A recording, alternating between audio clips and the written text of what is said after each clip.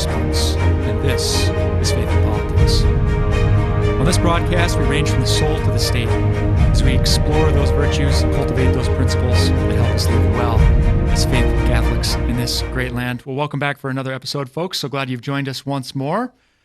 We are going to take a little twist this week. We're going to talk about music. You ever been at a ball game? You stand up for the national anthem at the beginning, or maybe the seventh inning stretch. Just like what that experience does for us spiritually, what it does for us physically, like what it does for us as human beings. Music's important. So I'm really excited this week to welcome a lover of music onto the program. Father Tony Klein is a priest of the Diocese of Sioux Falls. Father, welcome to the show. Thanks for having me, Chris. Great to be here. Before we get into the topic, tell us a little bit about yourself. Sure. Yeah. So I, as you mentioned, am a priest of this diocese here in Sioux Falls. Was born and raised here in Sioux Falls. Graduated from O'Gorman High School in 2012, and then went to seminary right out of high school. So spent 4 years in college seminary in Minnesota, and then 4 years of major seminary in Rome, and now I'm back at Holy Spirit Parish here in Sioux Falls. I'm just starting my second year here. And you're a lover of music. I'm a lover of music. I have no letters behind my name to say that I'm anything of a master in it. But I grew up like playing piano. I grew up around music, especially my mom's family, is a big Irish family. My grandma was a lover of music, played the organ, taught her kids how to play. And so we were around it from a young age. And I mean, I studied it formally, I guess, insofar that I took piano lessons and then got more involved in choir and things like that in high school. But never officially like studied it insofar as pursuing it as a major or anything like that in college. So when was this? You sang the gospel. Is it at Christmas time? Easter time? Maybe you'll remember when it was. I think I mentioned this to you after you sang it at Mass. I had this experience of like being in another time, or maybe more appropriately put, being outside of time, in just sort of the beauty of this song. What happened to me? What beauty? This is part of it, right? Yeah. So tell us what this is. This part of our experience with music and beauty. Yeah, I think it was a wedding that you were at where I chanted the gospel. Okay. I think that's where I ran into you there.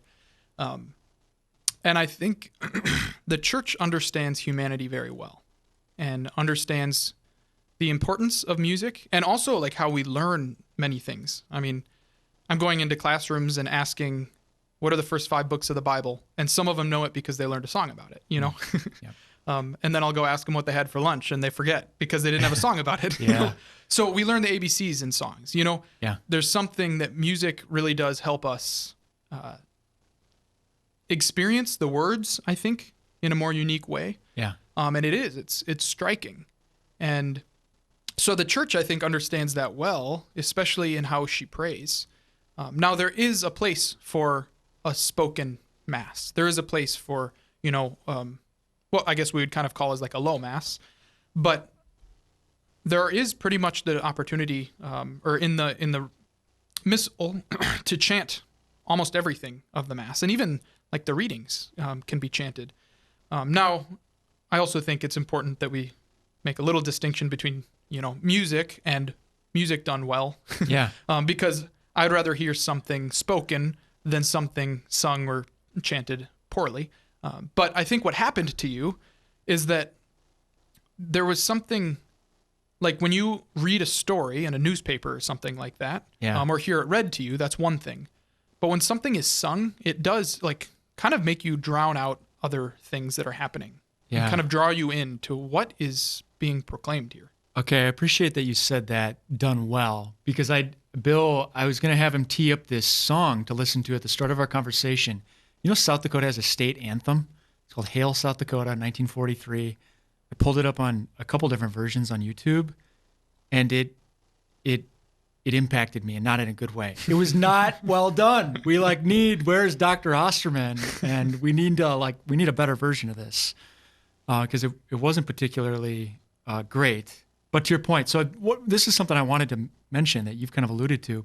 This is from the USCCB's Committee on Doctrine, 2020.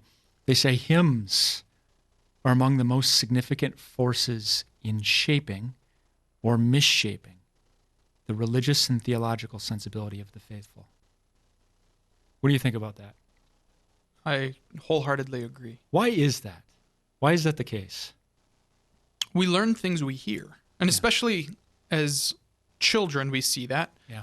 But in a way, I mean, not to be like cliche or anything, but we are children of God. And so we always are, in a way, remaining childlike, meaning we're always hopefully conforming to the truths that we hear. Yeah. It's interesting. Arianism was spread mainly through song. Really? At least, yeah, I was talking to a friend recently. I said, I'm having this interview coming up talking about the importance of music. And he said, yeah, Arius had catchy songs, and maybe it wasn't Arius himself, but proponents then of Arianism that followed him. Yeah. They had catchy songs that spread quickly. And so that's how you'd remember it, and then you'd spread it, and people would hear it. And because it's catchy, you'd kind of stick to it and sing it. And you don't necessarily realize that you're like taking in those words. Yeah. But you are. I look back now to songs that I listened to in high school, and I knew I'm surprised that I remember a lot of the words. I can sing almost everything, and I'm like, wow. Yeah. I can't believe that I sang that or listened to that. And it totally did shape my mind, but I wasn't aware of what it was doing. So I want to throw this factoid in there just because I know we have a number of lawyers that listen to the show, but if they're, in a lawsuit, they call it a complaint. You got count 1, count 2, count 3, count 4, all the different sort of bases for the legal claim. That comes from sort of the basis of sort of the English law, William the Conqueror, 1058. We got the French influence coming in. But count comes from chant. There was a real technical way of alleging these legal bases, and lawyers would literally chant them because there was such a technical way to do it. Chanting helped them remember it. So maybe that's neither here nor there, but legal trivia for the lawyers tuning in. I want to just step back, Father, to beauty, because I think there's this myth, I think we can call it a myth, that's prevalent in the world today, that beauty is in the eye of the beholder. So, I had this experience, listening to the gospel that just sort of lifted me up. I had this experience of listening to our state anthem on YouTube that depressed me. It was, it was kind of like this emotional thing in both those instances, but are there ways in which we can truly discern and ascertain what is beautiful in music? Absolutely, I think. And I was actually just recently reading a small little book called Beauty, What It Does and Why It Matters by a professor, I think, at Mount St. Mary's out in Maryland. And he talks about two principles with all things beauty. So not just in music, but in anything beauty or art that we would say, is there are two principles to keep in mind. One is order, and the other is surprise. So order gives us a certain safety, if you will, this goes well together. So if it's in a painting, that there's a proper perspective, or that the colors in a way, represent something real. But if we just have order with no surprise, then we get very accustomed to it, with really no breaking in all the time of grace. But if we only have surprise, if we have no form, if we're formless in our art, and there's no order at all, then we do get that. We get disorder. And the importance of having both of them, I loved it. And then I was listening to, I don't remember what I was listening to, but a classical, I'm trying to learn a couple piano pieces right now, just kind of on the side to keep me sane. And so I've been listening to a few more classical songs on YouTube. And, you can tell when you can tell that the composer is kind of going somewhere. And then all of a sudden it'll, especially if this happens at the end of a piece with a suspension or something like that, where it's still in the same key. So, say you're playing a G chord and you have a suspension at the end. So it's not the perfectly resolved chord, but it's still in the same key. That's very interesting. If you play something out of key, it would sound bad. Yeah. But you're staying in the same key, so there still is order. But then there is this aspect of surprise where you're like, oh, like this sounds nice. It still sounds good. It sounds like it's still within the order, but I wasn't expecting this. And it does kind of like break in. And I think that's true with music. I think it's true with art. You know, the one that comes to mind immediately would be like Caravaggio, who has very much a good grasp on the order, but then the surprise is always like this surprise light source. Where's the light coming from? You know, usually out of the picture somewhere, usually not seen. And so there's a bit of mystery that's still wrapped up in it, but it's not this chaos. It's not this thing that's totally outside of limits of order. And so I think in art very much now we're trying to, it's kind of matching society, which is saying like, liberate me, get me away from these rules and these things. But the rules, the order protects a lot of things. It protects what has been passed down that we know is beautiful, why we keep singing and hearing music from, you know, centuries of old, because there's still something that us in the 21st century can relate with to it. Do you have any favorites in literature or examples from books in which music just jumps out at you, or any particular stories that you think highlight an important truth about music and human nature? You know, if we look at, I wish I was better at mythology than I am. I've touched on it a little bit. But our word music itself, you know, if we think of the Greek mythology of the Muses, they were they were the sources of the knowledge that was embodied like in the poems. So the Muses were, you know, the people, the goddesses, that would proclaim the truths that like this poetry and lyrics, these myths would have within them. And so we see that from, you know, ages old, that music has been important we see in literature and mythology and culture, that we've also seen adopted then in the faith. So the Psalms, you know, we have a whole collection of our own songs, psalms, or even, you know, we have a lot of love songs today. You flip to the radio, you hear all sorts of love songs. If you go to things in the Old Testament, you know, the Song of Solomon, like all sorts of, not necessarily like erotic, but like very much a love song, you know, between a lover and, you know, the one desiring to show their love too. And so I guess that's not like a current literary thing that you're asking about, but it is something very present throughout history. And then even, disclaimer, I have not read the Silmarillion. I should, and I hate quoting things that I haven't totally read. But I am a fan of Tolkien. And even in his creation, the Silmarillion, the backstory to The Lord of the Rings, creation happens in song, which, I mean, Tolkien knew humanity very well. Why is that? I mean, what does song have to do with the creation of the cosmos? I'm struck by that too. And disclaimer, I haven't finished it. It's kind of a hard book to read, in all honesty. People are going to be turning us off now. There's I know. A bunch of fakers. Folks. But, you know, it's not a call-in show, but you can email me if you've read the entire Silmarillion and want to, you know, complain at me. But I was really struck by that too, just that the creator in this creation myth that Tolkien writes sings the universe into being. Maybe a way to drive at that is through maybe a more kind of sterile philosophical question, which is, what is music? Do you have any thoughts there? I mean, not well grounded or, you know, well rudiment. I mean, they're very raw thoughts at this point. Yeah, sure. I think if someone walked into your office and started speaking, that'd be very normal. It wouldn't really strike you. If someone walked into your office and just started singing, it draws a certain attention. There's a certain focus that we have when you hear something, even if it's the same exact words being transmitted through the voice of singing. And my philosophical, I guess, thought on the background of it, just knowing especially the history of the liturgy, knowing how much of it was chanted and still is in some, you know, in certain rites, or even a lot of monasteries that chant most of, I mean, all of the hours and then most of the Mass, that there is something very sacred in chanting, in singing something, in putting a sort of tone to the words that are being said. And if we look at the liturgy as really like our reordering, our continual conformity to God, who is order itself, God is a God of order. We see in creation that chaos goes to order.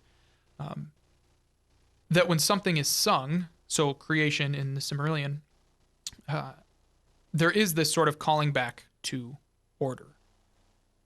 It makes me think too of, okay, if that's the origin, it makes me think too of our ultimate destiny in heaven. I can't help but wonder if maybe that's just part of our human attraction, across all times and places. I guess I'm not aware of a human society that has not sung. Maybe in distant past there was one. I don't know of one. But maybe that's part of why we're just so attracted to it. It's part of our origin story, but it's also just part of what we're made for in heaven. What do you think? Yeah, we do right before the Sanctus, the Holy Holy in Mass. We say, may our voices join with theirs, talking about the angels in humble praise as we sing, as we acclaim. There will be, we call them the choirs of angels, and we say, that there's song in heaven of adoration of God. So I do think there is something that it points us to. And I think, in doing a lot of choir and piano, I made a lot of mistakes. And I think that's something that was always like reiterated by my teachers or our directors. The stuff in the middle matters a lot. Yeah. But everyone knows if something doesn't start right or end right. The last note is really important. Yeah. And I think that maybe brings to this too. Like there is a certain end of humanity. Obviously our end is God, to be with him. But that ending point matters a lot, and the notes in between, they can flutter, you can have key change, whatever it is. But if it ends in harmony, then you've used it for what it's intended for, I think. Do you think we can say that music is necessary for humans? I think I would distinguish necessary. Say more. So I'm a little rusty, unfortunately, in my Thomistic philosophy and theology at this point. But St. Thomas would distinguish between two types of necessary. One, like absolutely necessary. Yeah. So something that is absolutely necessary for us, is, God. Whether or not we believe that he exists, someone not believing him existing doesn't mean he doesn't exist. Yeah. So God, but I mean, even just like the necessities of life, of water, food, things like breathe. that. Exactly. Yeah. But then there's also like a necessity of fittingness. Yeah. Necessity of like the flourishing of life, the best of life. And so a lot of times the question is like, was it necessary that God chose Mary to be the mother of Jesus? And we would say, well, not in the absolutely necessary, because God could do in an infinite number of ways, in many ways, but the necessity of fittingness, it's the most fitting way. And so because God desires and can do the best, then it is necessary in that sense. So I'd say for the true flourishing of the human being, for the goodness of the human being, I'd say beauty itself is necessary. And an aspect of beauty is music.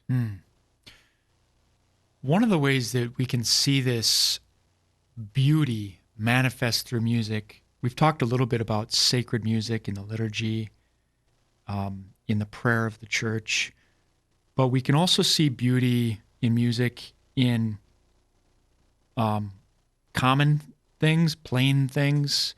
You might call them folk songs. I think that has a particular connotation with music of like 1970s and guitars, but I mean it in the sense of, back to Tolkien, I mean it in the sense of sort of the hobbits with their, these are their stories that are particular to them as hobbits that they sing. They're not particularly sacred, but they're theirs. I guess I was struck in your just sharing a little bit of your own story about music of just like your grandmother and sort of as a kid. Can you say a little bit more about why plain sorts of music, common sorts of music, can be important to forming us as human beings? And then we can maybe talk a little more if you want to about sacred music, but on a faith and politics show, I'm a bit fascinated, I guess, by The Hobbit and these common things. Yeah, I think, unfortunately, we're a bit deprived in our culture of like authentic folk songs. Yeah. If we look to, different parts of where a lot of our ancestors came, either from Europe or, even if we look here in the States with, Native American tribes, their culture of music is the drums like keeping a steady beat, which often I think has a certain backing in like the rhythm of life in general. Like that's kind of what the drum keeps pounding and time keeps progressing. And unfortunately, I think our most common music arouses more towards the passions. And the passions aren't bad. It's important to remember the passions, are neutral and can be used well, or we can use them, for ill. But a lot of the other music in cultures or folk songs either tell a story or try and portray something of truth, and a truth that's not so much like, I saw this person and I was really drawn to them and I started following them and fell in love or something like that. That's, I guess, telling a story and might be true to that person's experience. But it's not quite as like existential. It doesn't quite grasp a greater understanding of other people's experiences. They might not be able to relate to that exact experience where, I listened to what I would say was pretty bad music growing up, just because that's what I was exposed to, and that's what got us excited before a sporting event or something like that. And I'm not here to say that music that like pumps us up is bad or anything like that. I don't think we have to listen to chant if we're lifting in the weight room or something like that. Yeah. But I do think culturally, for the formation of an authentic culture, just humanly speaking, in a way, leaving theology aside, there is something to songs that portray something about the human experience. So one of my favorite artists in college became Mumford and Sons, just because I felt like their music, I loved the sound, so I was very much before, like, I liked the beats and stuff like that. And so I was able to still find that in Mumford and Sons, because they have a great sound. They have, great syncopation. They've got great, just kind of a full sound, a great folk type sound too. Yeah. But it was the first time I really paid a lot of attention to words. And it was the first time that I was able, so I did a lot of trips up to the cities and back because I was going to seminary there. Sometimes I'd be driving through southern Minnesota, the sun is setting over the beautiful, cornfields or something like that. And I'd be listening to Mumford and Sons. And I'd finish a song and I'd have the urge to just press the power button and turn it off. Yeah. At the end of a song. And it was the first time I really, like before it was always I had to listen to things on repeat if I really liked them, or just move on to the next thing. But these songs led me into contemplation. And I think that's an important thing of music. That music, two of the most important parts of a song are the beginning and the end, which both actually are silence. Yeah. Because you see the conductor get up before the orchestra and waits till everything is silent. Because then the contrast of the silence and then the noise does something.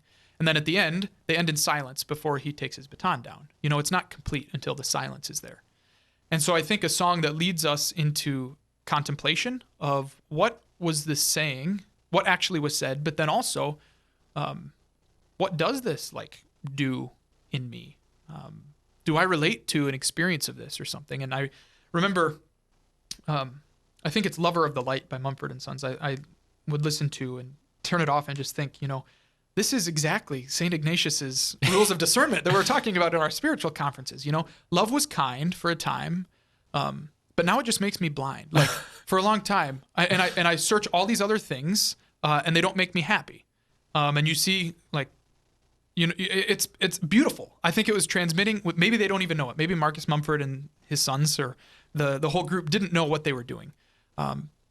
But I think that's okay because they were pursuing truth, and I think they were emitting truth in their song. And so I think that's an important part to remember when we do go to music. That does it lead us into contemplation, or does it lead me into having to just press next? I think that's beautiful. Just this sort of this leading one into contemplation draws my mind back to education and one of its goals. We've talked on this program before about a classical education or a liberal education, educating the human person so that the human person can really be free.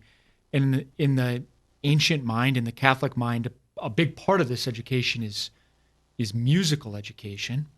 And so that truly, I mean, this experience that you've just described to me sounds like, oh my goodness, this is what an experience that only a free human being can have, actually.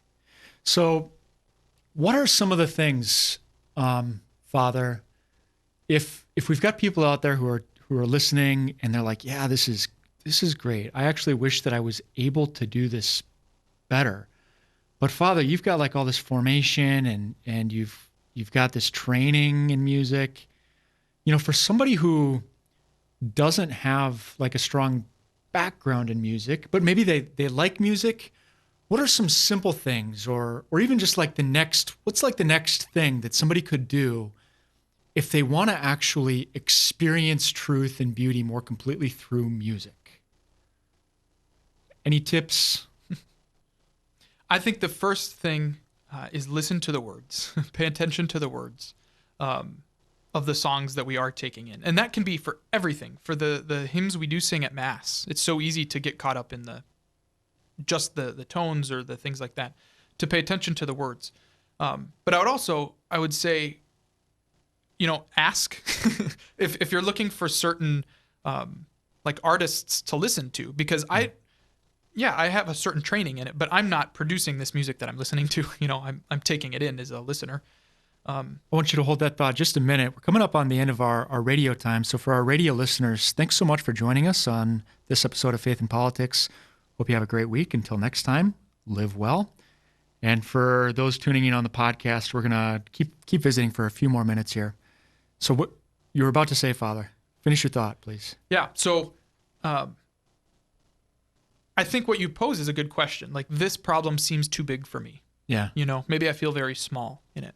And I would say, when I started not listening to like the hip hop pop music of the day, it seemed like I was meeting people that were years into listening to what I would say like rich, good music. Yeah.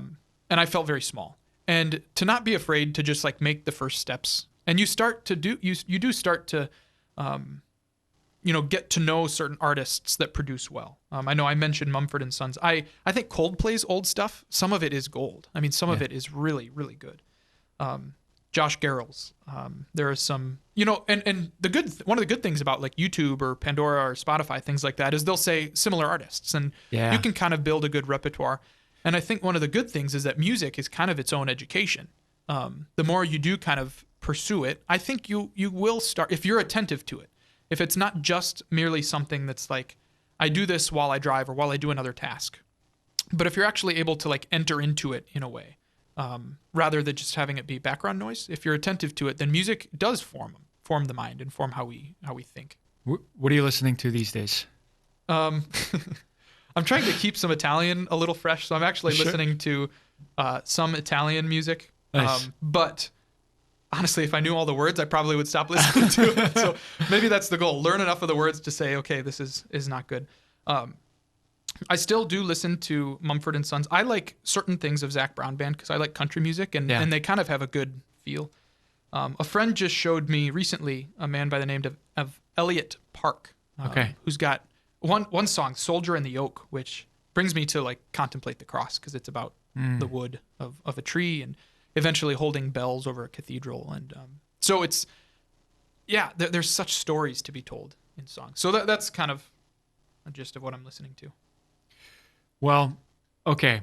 This show is called Faith and Politics. I kind of got thinking about this topic just because music is obviously, for those, for Catholics, it's kind of obvious to us that music is really important to worshiping well. But I just got to thinking too about how music may be important to even just like the civic life of a people. And I want to say that in a way that like really honors the full, like I don't mean to say the mere civic life of people, because it's like part of our identity is kind of like where we're from and who we live with. And like I am a South Dakotan, like it's part of who I am. Do you think that, okay, our really bad South Dakota anthem notwithstanding, do you think that, how do I put this question? Do you think that the music actually does have the potential to like heal, unify, capture identity? I mean, what is its meaning in the temporal sphere, if you will, for a body of people, not just for like an individual, but for a body? Yeah, so if you think of like our national anthem as a country, and interesting that, every country, at the Olympics, you don't hear a spoken national anthem, I don't think. That's a good point. They're all sung. They're all put to song. That it is something that can unite a people. And I would say that, you said earlier, what you say is a myth of beauty is in the eye of the beholder. And I would say, beauty is powerful and can transform, but only can. Because people, individuals make up a society, can resist. And so I think if an individual is not open to a beauty of music or like real, authentic, good music, then it's not, society is going to feed off of, unfortunately, in a capitalistic society, on what sells. Yeah. And I think most of the things that sell now are not great influences on the mind. I do think it has the potential. We see that because it does form it. But I think it really does depend on what the consumers are consuming and wanting to consume. And there's people could say, the music industry is so big, we can't change that. And you're right. This is something that the music industry has a moral obligation, I would say, to produce good music. But I would also say that the listeners have a moral obligation to take in good music. Yeah. And the music industry is not going to change unless it's society, unless the people, the individuals in society that feed it, do change. And I think with like the Pandora kind of like small scale artists kind of being known, I think there has been a great outlet of good musicians who don't want to like just become the mainstream, four chords kind of a thing. Yeah. That there is a real great artistic nature to a lot of, you can find so many, I think, good musicians out there because of it. But you can also find, there are a lot more in general, so it's maybe still harder to sift through and find. Well, let's end maybe a bit where we started, which was you sharing a little bit about your family. We talk about the church teaches family is the basic cell of society. So if music does have a role in sort of society writ large, can you share a few words on how music might have a place in our family lives, and maybe if it hasn't had a place in our family lives for some of us, how it might get a place? Any thoughts? I think the thoughts are mainly just from my experience, and I'd be interested to hear your thoughts as a son in a very musical family, and then as a father in a family where I imagine you guys are doing a lot of music things. That we would, when we would say our prayers before going to bed, we would sing a couple of them, and we learned some of our prayers through song. But a very one story is that if we had people over, we had a bigger dinner, we had more dishes to do, and the kids were on dishes duty, as I think is right and just. And my oldest sister and I it seems like would usually be stuck doing the dishes because my other sister, who's now a religious sister, so she got out of it. Well, they do more dishes now probably. She would say, I'm on entertainment. And she would go into the next room and start playing the piano. And I don't ever remember my other sister and I complaining. You know, it was never like, oh, she's getting out of it. Because having music in the house while we were, doing something remedial of washing dishes, something necessary, actually provided for us not just like an entertainment, but it provided something of like, wow, this is beautiful. Like, and now I remember that experience. I don't remember other times of doing dishes or cleaning up after this or that, but I remember that specifically. Like, music added to this, made this beautiful and memorable. Awesome. I love it. Okay, my own experience. So my siblings. Mm-hmm. I'm the non-musical one, and that's maybe a bit of a cop-out. I just didn't pursue it in the same way that they all did.